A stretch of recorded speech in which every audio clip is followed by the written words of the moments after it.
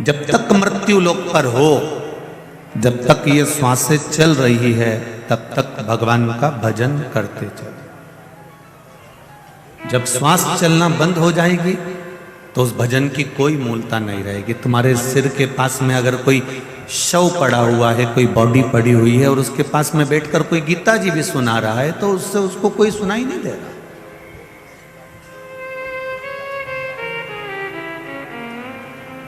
मरने के बाद अगर कोई तुमको अच्छे कपड़े भी पहना दे, अब तुमने देखा तो होगा, सब समझदार हो, ऐसे तो हो नहीं कि मरने के बाद जब अर्थी पर लेकर आते हैं, चिता पर लेटाने का जब समय आता है, अर्थी पर ले जाने का जब समय आता है, तो कितने अच्छे अच्छे कपड़े पहना कर ले जाते हैं, उसको पूरा श्रृंगार भी करेंगे। बहू सास को खूब अच्छे से नहलाएगी भी, फिर कपड़े भी बदलेगी बहू, फिर बेटा भी श्रृंगार करेगा, फिर पति भी श्रृंगार करेगा, फिर अच्छा मेहंदी हल्दी कुंकू सब लगा लुगू के इत्र मित्र लगा के सारा जेवर मेवर पहना के अच्छी वाली साड़ी पहनाकर फिर उसको जो है अर्थी पे लेटाएंगे, फिर ले जाएंगे।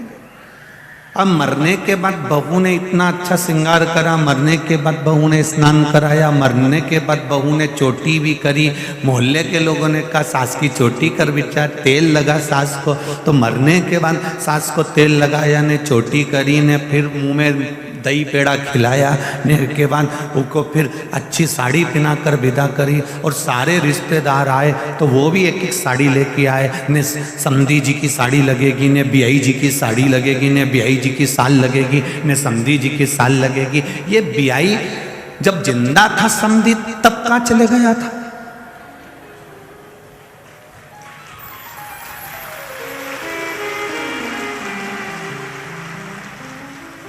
ये बहू इतना तेल लगा रही है, कंगा कर रही है, आंख से आंसुरा डालती जाए और जबरदस्ती का तेल लगाती जाए ना, महावूर लगाती जाए ना, मेहंदी लगाती जाए। जब सास जिंदा थी तो रोज सुबह शाम कोसती थी। क्यों री इंदौर वाली हो? सही है कि गलत है? जब जिंदा थी तो फिर जब तो खूब कोसा।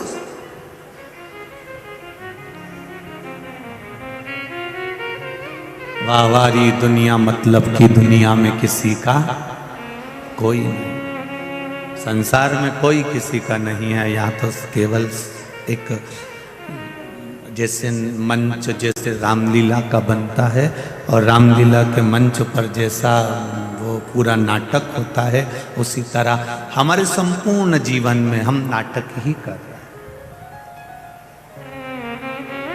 संपूर्ण जीवन के अंदर।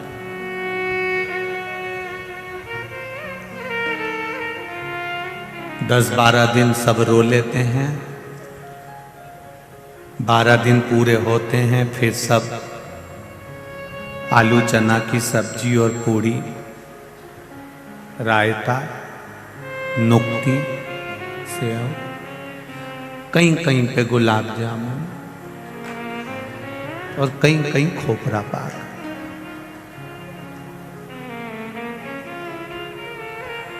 और मरे में भी चैन नहीं है इनको, मरे में भोजन करने आए हैं, उसके बाद भी कह रहे हैं तरी तरी दो, उसके बाद भी कह रहे हैं कि तरी तरी दो।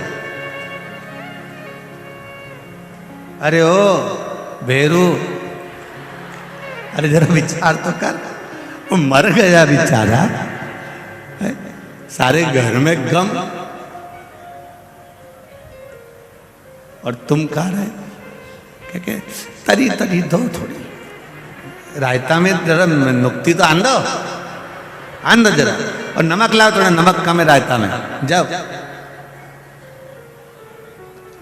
कुछ नहीं होगा, मरने वाला मरकर चले गया, सारी जमीन जायदाद प्रॉपर्टी गाड़ी बंगला हैंडसेट चेन अंगूठी मोबाइल सब यही छोड़ गया, सब यही।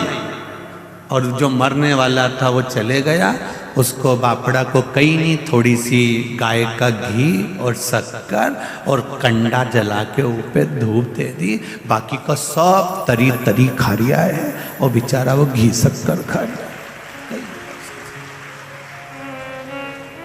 और इसमें ताली बजाने की कोई बड़ी बात नहीं थी। इसमें सोचने वाली बात है कि जैसे उसके साथ हुआ वैसा कि वैसा ही चाहे हम हो चाहे आप हो, संसार के प्रत्येक व्यक्ति के साथ वही होने वाला है। इसलिए जीते जी राम का नाम ले लो, जीते जी भगवान का भजन कर लो, जीते जी शिव मंदिर चले जाओ, जीते जी भगवत स्मरण करो। मरने के बाद का कोई प्रमाण नहीं है, आप जीते जी करो।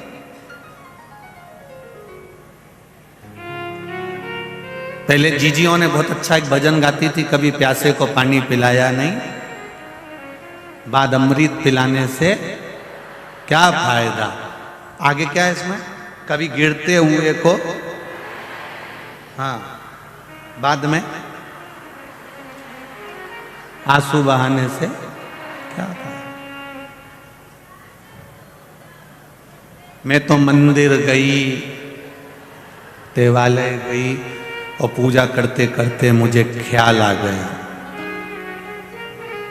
कभी माँ बाप की सेवा करी ही नहीं, फिर पूजा कराने से क्या फायदा। ये शरीर दिया है परमात्मा ने, बड़ा सोच समझ कर दिया है। इस शरीर का सदुपयोग परमात्मा की भक्ति में होना चाहिए। हम मना नहीं करेंगे, आपका जो मनुष्य का देह मिला है आप और हमको, तो इसको सार्थक भी तो करना पड़ेगा।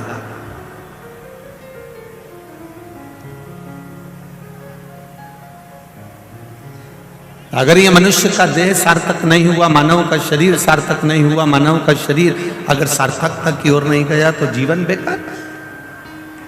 करो नौकरी, खूब दिल से करो, पर एक नौकरी मेरे परमात्मा की भी करिए, एक नौकरी मेरे भगवान की भी करिए। जब परमात्मा की नौकरी करोगे, और जो तुमने गवर्नमेंट की या प्राइवेट जो भी नौकरी करी है उसमें एक अंतर है। जो प्राइवेट नौकरी या सरकारी नौकरी या नौकरी या धंधा जो तुमने करा, वो सब अपने पत्नी, अपने बच्चों और अपने परिवार के लिए करा। जो दुकान पर बैठकर कमाते हो, क्या तुम पूरा की पूरा जो तुमने कमाया अपने ऊपर खर्च कर लेते हो? बोलो जरा, होता है ऐसा? नहीं। 10,000 रुपए कमाई करी तुमने दुकान पर बैठकर या नौकरी में, तो 10,000 तुमने अकेले अपने ऊपर खर्च नहीं करा। इतना बड़ा मकान तुमने बनाया, उस मकान में भी तुम्हारा खुद का रहना तो एक केवल जरा सा 6 फीट का जो 8 फीट का जो पलंग होता है उस पर कितना रात्रि विश्राम करा, सुबह उठे, स्नान करा और फिर दुकान चले गए। छोटी सी जिंदगी।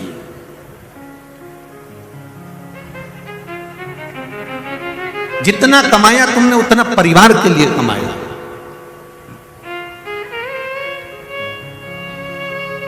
जितना कमाया आपने उतना बच्चों के लिए कमाया। पर जो दुकान पर, नौकरी में, सर्विस में, आपने व्यापार में जो कमाया वो पत्नी और बच्चों के लिए कमाया। पर ये शिव महापुराण के पंडाल में बैठकर, टीवी के सामने 3 घंटा बैठकर, मोबाइल हाथ में लेकर, यूट्यूब फेसबुक पर कथा सुनकर ये जो कमाई कर रहे हो, ये कमाई तुम्हारी बच्चों और पत्नी की, परिवार की नहीं, खुद की, अपनी स्वयं की कमाई है।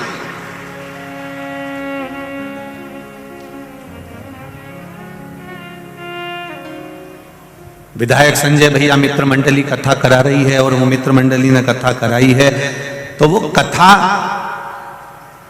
अगर उन्होंने कराई है तो उस कथा का फल यही है कि अपने जीते जी अपनी जो कमाई हुई, अर्थात भगवत भजन की कमाई, राम नाम, कृष्ण नाम की कमाई, शिव नाम की कमाई, भगवत स्मरण की कमाई।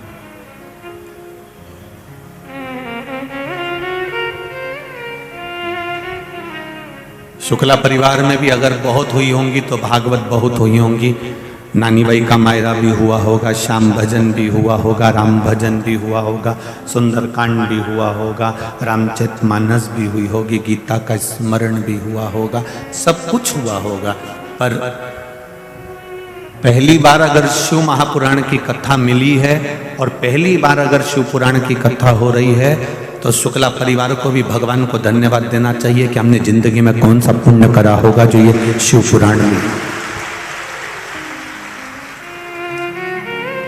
ये शंकर भगवान की जो कथा मिली है ये कोई सहज नहीं। चारों तरफ इस ग्राउंड के जितने चारों तरफ रोड है, उस रोड पर लोग बैठ बैठ कर कथा कर तत्व ग्रहण कर रहा है। कल भी हमारे पास में पत्र आया था, आज भी पत्र आया था, तो उसमें एक ही बात कही है कि पब्लिक बहुत ज़्यादा संख्या में आ रही है, सब अपने घर पर बैठकर कथा का रसतत्व ग्रहण करें। गुरुजी आप बोलो कि अब भीड़ बहुत हो चुका है, तो अब सब अपने अपने घर में बैठ के कथा सुने। और हमने रायपुर में जब ज़्यादा भीड़ हो गई थी तो वहाँ से कह दिया था कि कानपुर में कथा सुन लेना। कानपुर में ज़्यादा भीड़ हो गई थी तो हमने उनसे कह दिया था तुम इंदौर में सुन लेना। अब इंदौर में भीड़ ज़्यादा हो गई तो हम कहे तुम 3 तारीख से 9 तारीख तक जो बड़ौदा गुजरात में कथा है उधर सुन लेना। पर निवेदन है थोड़ा व्यवस्थित।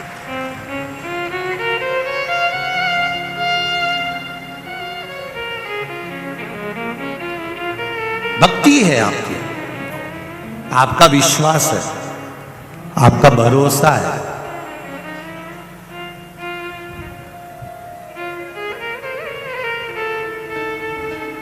और जब विश्वास प्रबल होता है ना, तभी परमात्मा की कृपा होती है। 12 ज्योतिर्लिंग शिव महापुराण की कथा चल रही है, उसमें तीसरे नंबर के ज्योतिर्लिंग का वर्णन आता है श्री महाकालेश्वर भगवान का।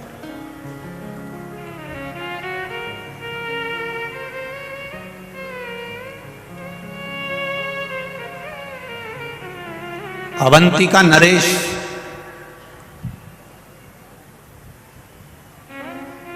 जो साधारण नहीं है महाराज,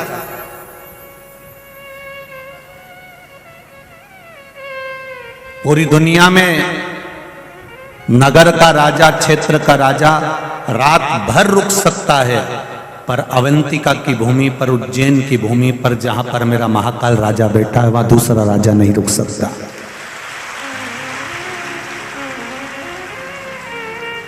और ये उज्जैन की धरा, उज्जैन की भूमि, अवंतिका नरेश की पावन धरा आपको ये नहीं कह रही है कि ये कथा है केवल कि उज्जैन में एक राजा बैठा है तो दूसरा राजा वहां नहीं रुक सकता। ये आपको सीखना चाहिए।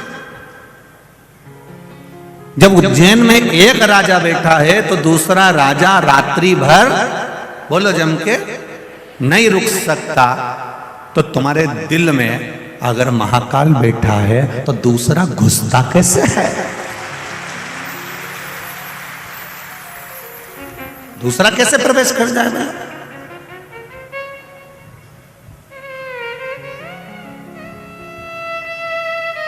कई लोग कहते हैं धर्म परावर्तन हो रहा है, धर्म परावर्तन हो रहा है, लोग धर्म बदल रहे हैं, धर्म बदल रहे हैं, कोई हमारे सनातन धर्म को तोड़ा जा रहा है दूसरे। हम कहते हैं एक बार उसके दिल में, एक बार उसकी चित्तवृत्ति में, एक बार उसके मन में अगर देव अधिदेव महादेव आकर बैठ गए तो ये मेरा विश्वास है जब एक राजा बैठ जाता है तो दूसरा घुस ही नहीं पाता है।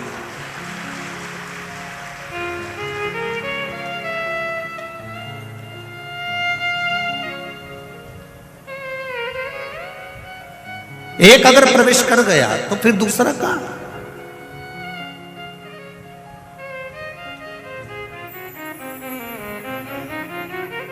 और जो एक बार अगर परमात्मा की कथा में पहुंच गया, एक बार भगवान शिव की भक्ति में पहुंच गया, एक बार भगवान शंकर की अविरल भक्ति की ओर पहुंच गया, जो एक बार भगवान शंकर से जुड़ गया, जो एक बार अपने घर पर पार्थिव शिवलिंग का निर्माण करने लगा या पूजन करने लगा या शंकर जी के मंदिर जाकर एक लोटा जल चढ़ाने लगा या भूल से भी एक बेलपत्री वो भगवान शिव के मंदिर पर चढ़ाकर आ गया, तो ये निश्चित है कि उसके दिल में मेरा महाकाल राजा विराजमान हो चुका है, अब वो भटकेगा नहीं, ये निश्चित था।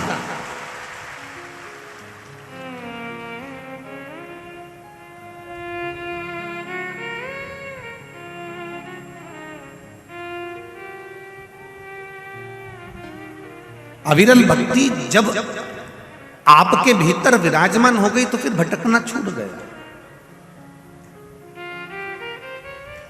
अपनी कीमत भी तो पहचानो कि हम कितने कीमती हैं। जितनी कीमत हीरे की नहीं है, जितनी कीमत सोने और चांदी की नहीं है, जितनी कीमत किसी प्रॉपर्टी की नहीं है, जितनी कीमत किसी मॉल की नहीं है, जितनी कीमत किसी जगह की नहीं है, उससे 1000 करोड़ों गुना कीमत तुम्हारी है, क्योंकि तुम में वो बल है कि ऐसे कई प्रॉपर्टियां तुम अपने बल पर खड़ी कर सकते। ऐसे कितने हीरे और कितने सोना चांदी, अंबानियां, प्लाट, मकान, मॉल एक अकेला व्यक्ति अपने बल पर खड़ा कर सकता है। वो चेतना, वो बल परमात्मा ने तुम्हें देकर भेजा।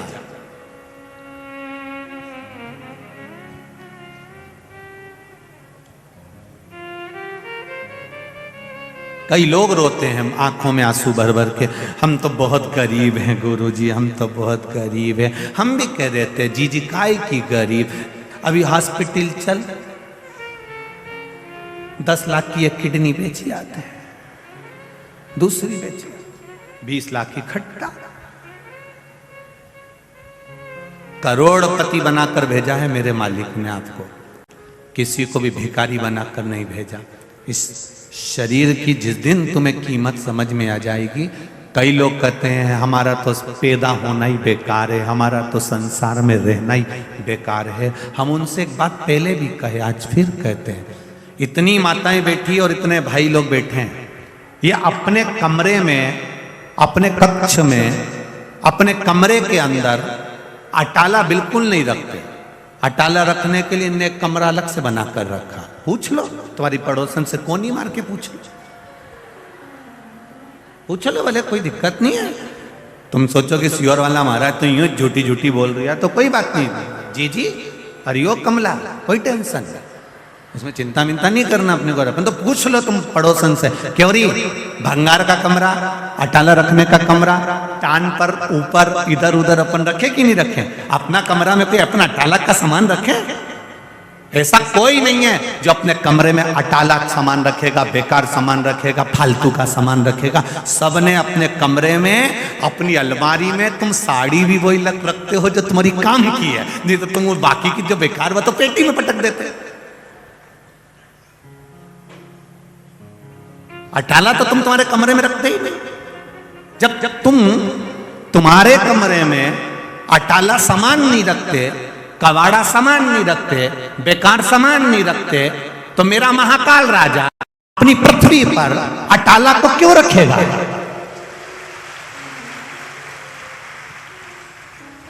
बैकुंठ भगवान विष्णु का है, ब्रह्मलोक ब्रह्मदेव का है, इंद्रलोक इंद्रदेव का है, पर मृत्यु लोक तो मेरे महादेव का है। ये उसका घर है, उसका कमरा है। पृथ्वी पर भगवान उसी को पैदा करता है, उसी को जन्म देता है जिसको भगवान जानता है कि ये जन्म लेकर कुछ अच्छा कर सकता है, इसमें वो बल है, इसमें वो ताकत है कि ये संसार का उद्धार कर सकता है, उसको पैदा करता है। नहीं तो करते ही नहीं। वो तो कई माताओं के गर्भ में 4 महीने का, 6 महीने का, 8 महीने का, 15 महीने का, देखो बच्चा शांत हो जाए, 6 महीना 9 महीने का बच्चा हुआ शांत हो गया, कई पैदा होकर शांत हो जाए, कई 2 महीने का शांत हो जाए। माँ रोती है, बिलखती है, मेरा 2 महीने का बच्चा चले गया, मेरा 6 महीने का चले गया, मेरा 4 महीने का चले गया। पर भगवान से कोई पूछे इसका 4 महीने का क्यों गया, इसका 6 महीने का क्यों गया, इसका 3 महीने का क्यों गया? पार्वती जी शिव जी से पूछ ले कि तुमने इसके बच्चे को क्यों गिरवा दिया? ये बच्चा तो इसका पूरा होना था, 9 महीने का होना था, फिर इसको 8 महीने में, 7 महीने में, 6 महीने में क्यों समाप्त कर दिया? शंकर भगवान बोले, मुझे अपने घर में अटाला नहीं रखना, जो काम का होगा उसी को मैं रखूंगा, जो काम का नहीं है उसको मैं नहीं रखूंगा। कितना झगड़ा हुआ एक बार पार्वती जी का शिव जी के साथ में। शाम का समय था,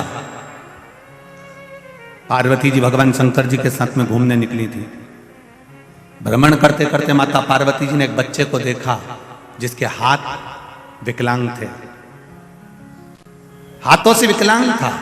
सारे बच्चे नदी में कूद कूद कर नहा रहे थे, तालाब में कूद कूद कर नहा रहे थे। ये बेचारा घाट पर बैठा हुआ, हाथ विकलांग थे, तो ये बेचारा देख रहा था। पार्वती जी को दया आ गई। पार्वती जी ने कहा, भोलेनाथ, ये बेचारे के हाथ आप देख क्यों नहीं देते? कितना दुखी हो रहा है, इतना सा बच्चा हो रहा, कितना दुखी हो रहा। शिव जी बोले, नहीं पार्वती, ब्रह्मा जी ने लिखा है इसके भाग्य में पूर्व का अगर कोई कर्म होगा उसके कारण बस इसको तकलीफ भोगना पड़ रही है, तो मैं हाथ नहीं दे सकता। पार्वती जी आई कैलाश पर, उन्होंने भोजन करना बंद कर दिया। शंकर भगवान ने कहा, पार्वती कुछ भोजन करो। नहीं, जब तक उस बच्चे के हाथ नहीं आ जाते तब तक मैं भोजन नहीं करूं। शंकर जी बोले, पार्वती थोड़ा समझो, किसी कारण बस देना होता तो मैं खुद दुख काट देता, मैं दे देता, परंतु नहीं। पार्वती जी बोली, मेरे कहने पे देना पड़ेगा। शिव जी ने कहा, ठीक है। शंकर भगवान ने तथास्तु करा, उसके दोनों हाथ अच्छे कर दिए। दूसरे दिन वो नदी में नहाने गया, तालाब में नहाने गया। जैसे ही नदी तालाब में नहाने गया, दूसरे जो बच्चे पानी में तैर रहे थे, दूसरे बच्चे जो पानी में नहा रहे थे, नहाते नहाते उन बच्चों को दूसरा जो जिसको माता पार्वती के कहने पर देवाधिदेव महादेव ने हाथ दिया था,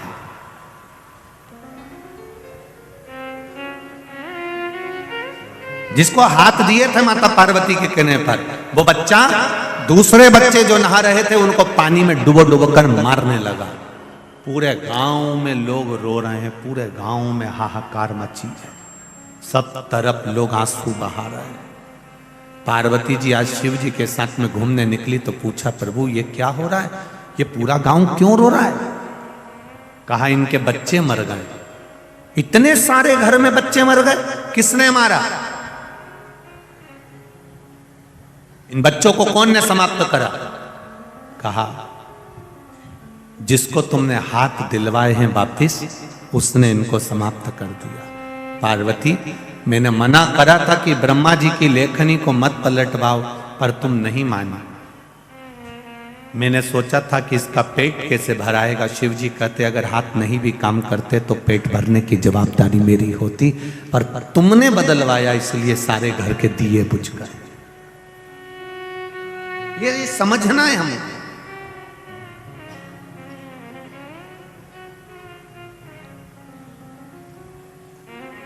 आप कितने कीमत वाले हो,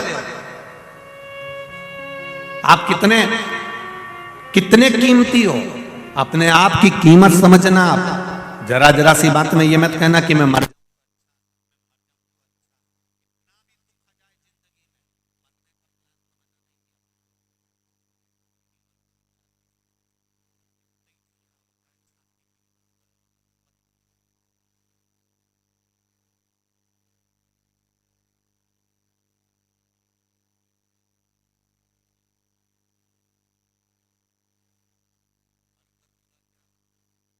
मरने के बाद क्या वापस दूसरी बार मनुष्य का शरीर मिल जाएगा क्या?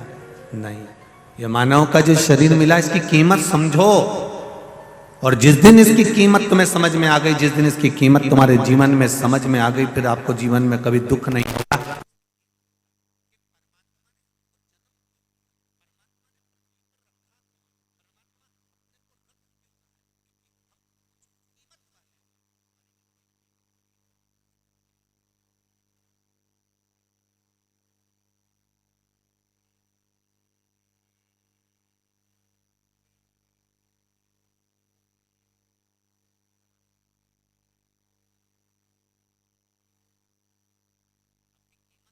एक पत्र आया है, देखिए।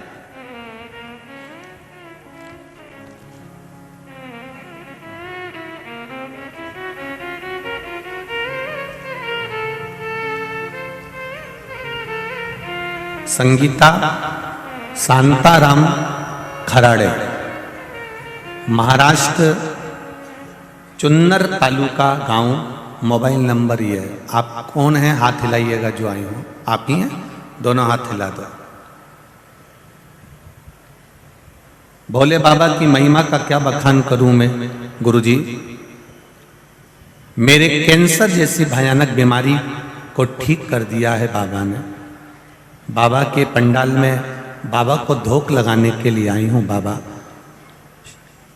आपने कहा था कि शंकर की शिव महापुराण में जाकर उसने अगर कैंसर की गठान हो गई थी जो 5 साल से थी, जिसका पता 2021 में चला, जो कि सीटी स्कैन कराई तो डॉक्टर ने बोला यह 3rd स्टेज पर पहुंच गई है। इंद्राणी अस्पताल में दिखाया था, तब हमने डॉक्टर के कहे अनुसार 28 रेडिएशन कराए और 3 रेडिएशन ऊना में हुए, 5 किए। इस बीच मुझे कोरोना भी हो गया। फिर हमने डॉक्टर को दिखाया तो 40 दिन के बाद फिर सीटी स्कैन हुआ।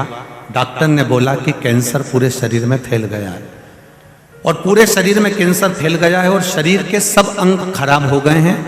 इस सब का अब कोई इलाज नहीं है, खर्चा भी बहुत हो जाएगा, 4-5 लाख का, बचना तो निश्चित नहीं है।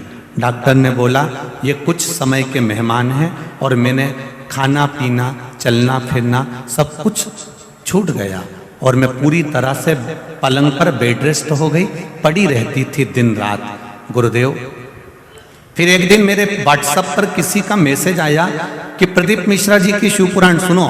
मेरे घर वालों ने उसी दिन कथा सुनाई, मैं बहुत रोई, भगवान शिव से प्रार्थना करने लगी। परिवार वालों से कहकर मैं शंकर के मंदिर गई और हाथ पकड़कर शंकर के मंदिर में जाकर जल समर्पित किया। उस जल को वही मंदिर में पिया, शिव जी पे चढ़ी, बेलपत्री खाना चालू करी, शिव मंदिर में झाड़ू पोछा करने लगी। बच्चों से कहा मैं मरने तो वाली हूँ, मुझे मंदिर के अंदर ही छोड़ दो। मंदिर में रहती, झाड़ू पोछा करती, शाम को घर आती, सो जाती। बाबा की कृपा से जो 3rd स्टेज का कैंसर था, जब जांच कराया तो कैंसर मेरे शरीर से जा चुका था और मैं ठीक हो चुकी हूँ। मैं बाबा को यहाँ धोख लगाने आई हूँ प्रणाम करने के लिए। आराम है। अब मैं खुद, आपने लिखा है, मैं खुद चलकर बाबा को धोख लगाने आई हूँ। जो 2 कदम चल नहीं पाती थी, आज बाबा के दरवाजे में मैं खुद महाराष्ट्र से यहाँ प्रणाम करने आई हूँ। श्री शिवाय नमस्तुभ्यम। जी स्वस्थ रहिए, बाबा कृपा करे। श्री शिवाय नमस्तुभ्यम। बैठिए। ये विश्वास है हमारा, ये दृढ़ता है हमारी, ये भरोसा है हमारा। तेरी कृपा बिना न हिले एक भी अणु, लेते हैं श्वास तेरी कृपा से तनु तनु। बखान क्या करूं मैं राखों के ढेर का, चपटी भभूत में खजाना कुबेर का।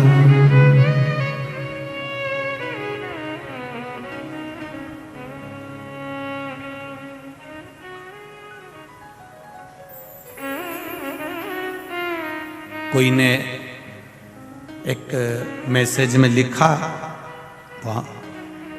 उसने हमको बताया कि गुरुदेव, लोग कह रहे हैं कि बताओ रोड पर लोग बैठे हुए हैं, उनको आज दिख तो है ही नहीं रहा। लोग अपने अपने घर से बिछाने की दरी चादर तक लेकर आए हैं, आराम से बैठकर कथा सुन रहे हैं रोड पर।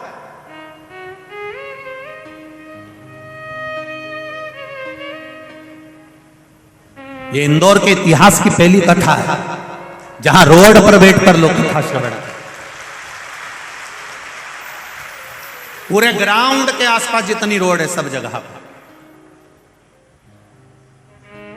उन्होंने कहा गुरुदेव, ये रोड पर बैठे हैं, ना दिख रहे हो आप, कथा का रस तत्व सुन रहे हैं, इसका क्या फल है?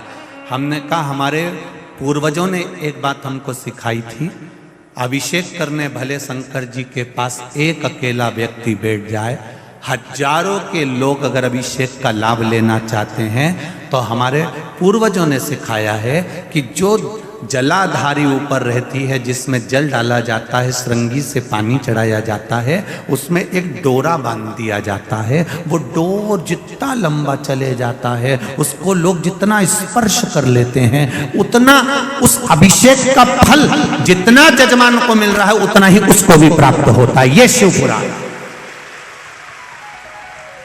हमारे पूर्वजों ने हमको सिखाया है। कल कथा में था, बेलपत्री का मात्र स्पर्श ही हमको सुख दे गया। बेलपत्री का केवल स्पर्श। तो जितने लोग रोड पर बैठकर कथा सुन रहे हैं, ये मत सोचना कि हमें दिख नहीं रहे हो, हमें पोथी का दर्शन नहीं हो रहा, तुम चिंता ना करो। आप शिव महापुराण का जो अभिषेक चल रहा है, शिव महापुराण की जो 3 घंटे की कथा चल रही है, उसकी डोरी आपके हाथ में है, आपको उसका फल जरूर मिलेगा, ये निश्चितता। जितने टीवी के सामने सुन रहा है, जितने मोबाइल पर सुन रहा है, इसका फल आपके भाग्य में, आपके अनुसार। ये माता ने लिखा कि कैंसर जैसी बीमारी, आप 3rd स्टेज का अगर व्यक्ति को कैंसर है, वो पलंग से नहीं उठ पा रहा है, पलंग नहीं छोड़ पा रहा है, जो पड़ा हुआ है, उसने सुन ली कथा में कि शंकर जी के मंदिर जा, 1 लोटा जल चढ़ाओ। ना ये सीवर वाले से कभी मिली, ना सीवर वाला इनसे मिला, क्योंकि इतने लोग आते हैं, किस किस से मिलोगे? कहां मिलना?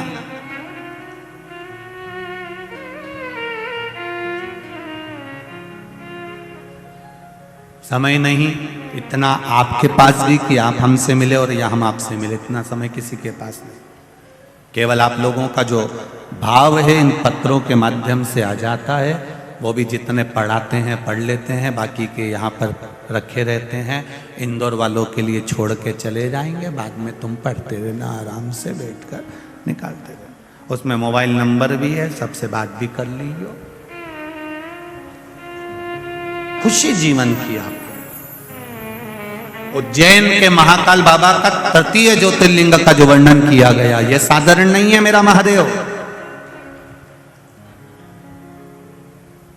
उज्जैन महाकाल राजा जहां बैठे हैं, उसमें दूसरा राजा प्रवेश नहीं कर सकता। उसी तरह जिसके दिल में शिव आकर बैठ गए, फिर दूसरे धर्म का व्यक्ति चाहे कितना भी लोभ दे दे, कितना भी उसको लालच दे दे, वो जाता ही नहीं है, टलता ही नहीं जाएगा।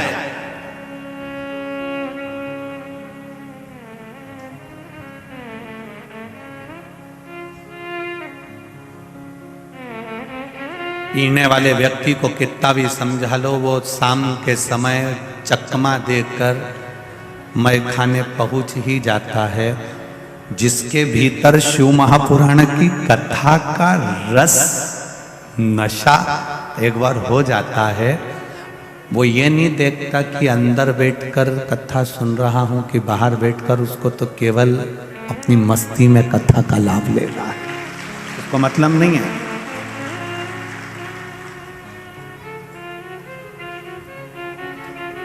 शिव भक्ति का जो बल है वो साधारण बल है। कितना सुंदर वृत्तांत कहा। अवंतिका नगरी में एक ब्राह्मण रहता था। वैसे तो पूरी अवंतिका नगरी ब्राह्मणों से भरी हुई थी।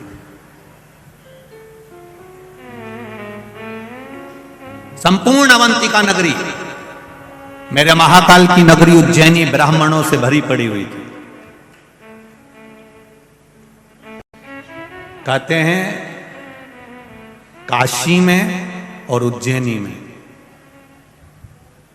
ये 2 जगह पर सबसे ज्यादा ब्राह्मण जन निवास करते थे, और उज्जैनी पूरी ब्राह्मणों से भरी पड़ी हुई थी। एक ब्राह्मण उस उज्जैनी, सारे ब्राह्मण कर्मकांडी थे, पूजन करते थे, अर्चना करते थे, संध्या करते थे, भगवत भजन करते थे, स्मरण करते थे, भगवान से लाड लड़ाते थे, शिव आराधना में लगे रहते थे, भगवान की अविरल भक्ति में लगे रहते थे। सब शिव में डूबे होंगे, सभी शंकर भगवान में डूबे होंगे।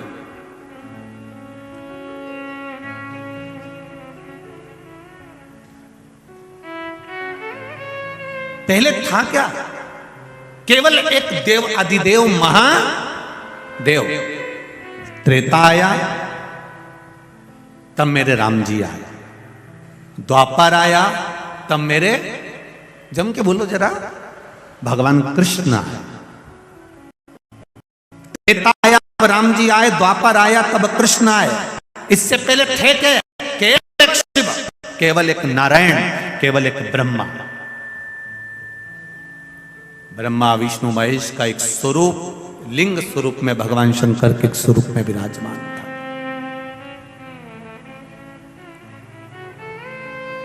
अब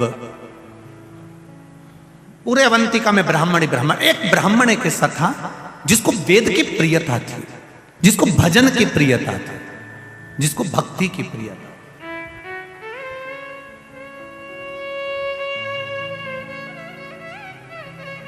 महाराज, उस ब्राह्मण का नाम था वेद प्रिय, बड़ा विद्वान, सारे ब्राह्मणों के साथ में रहना, सब ब्राह्मणों के साथ में मिलकर भगवत भजन करना, सब ब्राह्मणों के साथ में मिलकर भगवान शंकर की भक्ति करना। अब शिव की भक्ति में दिन रात डूबा रहता था, दिन रात।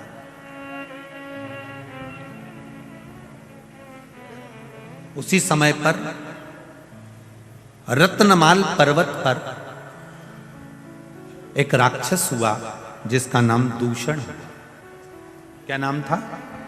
दूषण नाम का राक्षस। ये अवंतिका से 2 योजन की दूरी पर रहता था।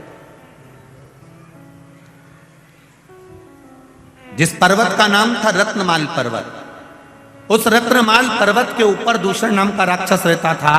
यह दूषण नाम का जो राक्षस था, इसने ब्रह्मा जी से वर प्राप्त करा, बहुत तप करा, बहुत तप। कहते हैं इसने हजारों हजार वर्ष तक तप करा, पर ब्रह्मदेव ने आकर इसको वर नहीं दिया। ये परेशान हो गया वर मांगने के लिए।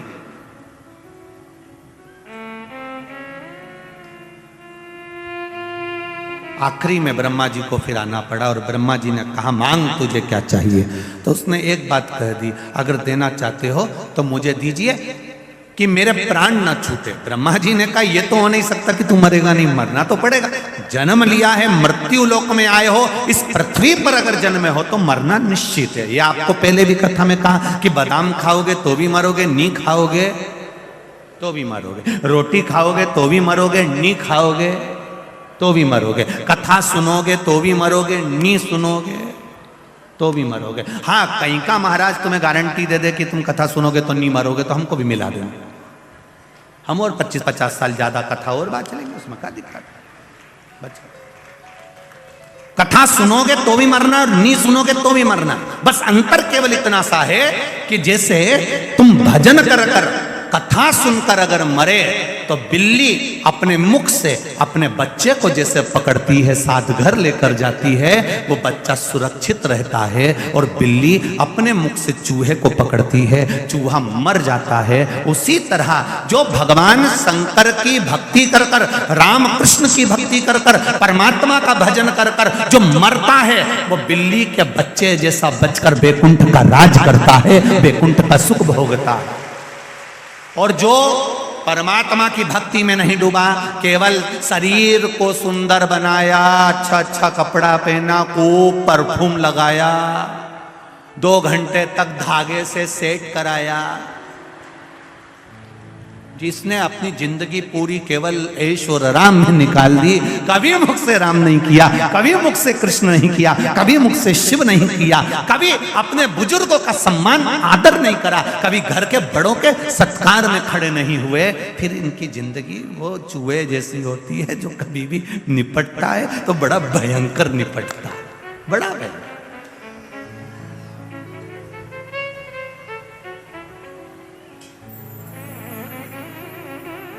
भक्ति के बल पर चलते, भाव को। महाराज दूषण ने कहा, मुझे मरना नहीं है, आप मुझे वर दीजिए ब्रह्मदेव। ब्रह्मा जी ने कहा, ऐसा नहीं हो सकता कि तुम मरोगे नहीं, मरना निश्चित है, ये निश्चितता है, तुम्हें मरना तो पड़ेगा, पर मुझे दूसरा वर दे दो। क्या वर चाहिए?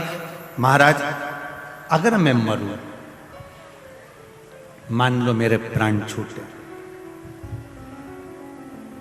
तो मुझे मारने वाला भी ऐसा होना चाहिए जिसकी बहन ने हजारों वर्ष तक मेरे जैसा तप करा हो। अब जरा अवंतिका नरेश की कथा का जरा स्मरण करिएगा, बड़े ध्यान से सुनिएगा और जितने लोग टीवी पर सुन रहे हैं, जितने लोग बाहर बैठकर सुन रहे हैं, मोबाइल पर सुन रहे हैं, थोड़ा ध्यान लगा कर सुनना। मुझे मारने वाला वो होना चाहिए जितना तप मैंने करा। अगर कोई पुरुष मुझे मारता है तो उसकी बहन में साथ इतना ही तप होना चाहिए जितना तप मैंने किया। और यदि मेरे प्राण छूटते हैं और मेरा रक्त भूमि पर गिरता है तो मैं रूप फिर बदल सकता हूं।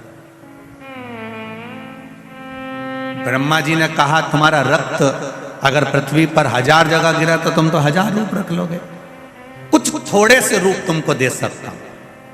तो दूषण नाम के राक्षस ने रत्नमाल पर्वत के ऊपर जो तप साधना में बैठा था वर मांगा, अगर मैंने मेरा रक्त 84 बूंद पृथ्वी पर गिरती है तो मैं 84 बार रूप रखकर लड़ सकता हूं, मुझे वर दो।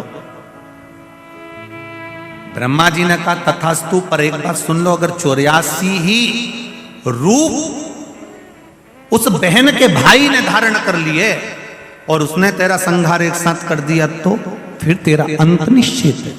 मैं मानता हूं कि मेरा अंत हो जाए। अब इतना वर सोच समझकर मांगा गया, इतना वर मांगा है। दूषण नाम का राक्षस तो आनंदित हो गया, उसने अवंतिका नगरी में प्रवेश कर गया। उसका सबसे बड़ी, वो कहते हैं ना, उसकी सबसे प्रिय चीज क्या थी, उसकी हॉबी क्या थी, तो कहा उसकी प्रियता, सबसे प्रियता यह थी कि ब्राह्मण के बच्चों को पकड़कर उनका रक्त निचोड़कर पीता था और बच्चों को जमीन में छोड़ देता था।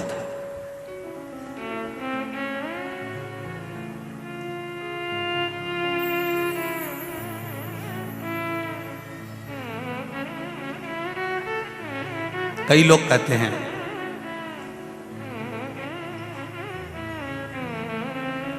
कि ब्राह्मणों ने जिंदगी भर केवल राज करा है, ठाट करा है। ऐसा नहीं है।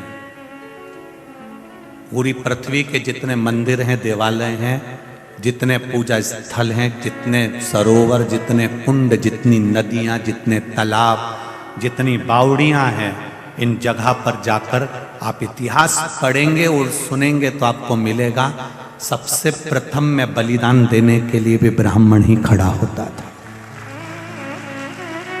निश्चितता। ये जितनी भी कथाएं होती है ना, सत्यनारायण जी की कथा देख लीजिए तो आपको मालूम पड़ जाएगा एक गरीब ब्राह्मण था। एकादशी की कथा निकालिए, उसमें आ जाएगा एक गरीब ब्राह्मण था। सारी कथाओं को निकाल कर देखिए, उसमें लिखा मिलेगा आपको कि एक गरीब ब्राह्मण था। इस जगह पर किसी बढ़िया को नहीं बोला, इस जगह पर किसी अन्य व्यक्ति को नहीं बोला। क्यों? ब्राह्मण का नाम लेकर मार्ग इसलिए करा गया जिससे ब्राह्मण अपने भीतर शांति रखता है। अगर उसका नाम लिख भी दिया तो उसको कोई चिंता नहीं है, कम से कम हमारी नाम पढ़कर लोगों को मार्ग तो मिल जाएगा, लोग संभल तो जाएंगे, लोग सुधर तो जाएंगे। ठीक है, उतना।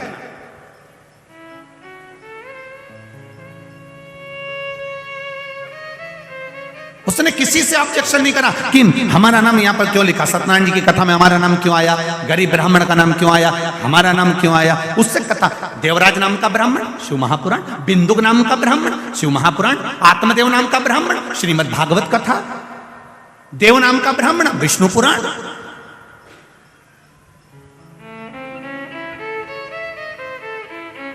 कल्याण नाम का ब्राह्मण, कुर्म पुराण।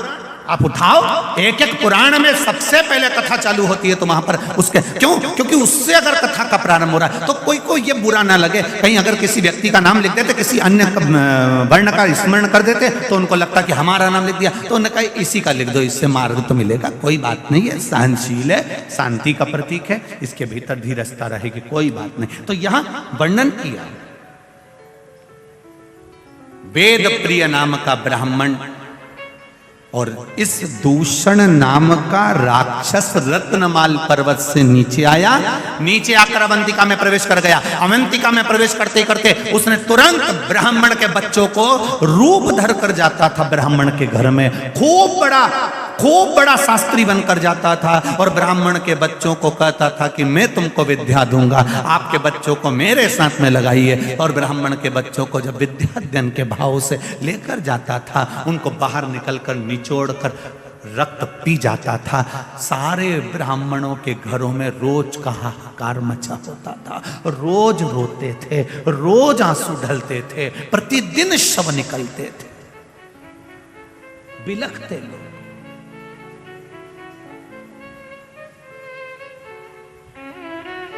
ये अवंतिका की पावन धरा ऐसी ही अवंतिका की धरा नहीं हो गई रे मेरे भाई।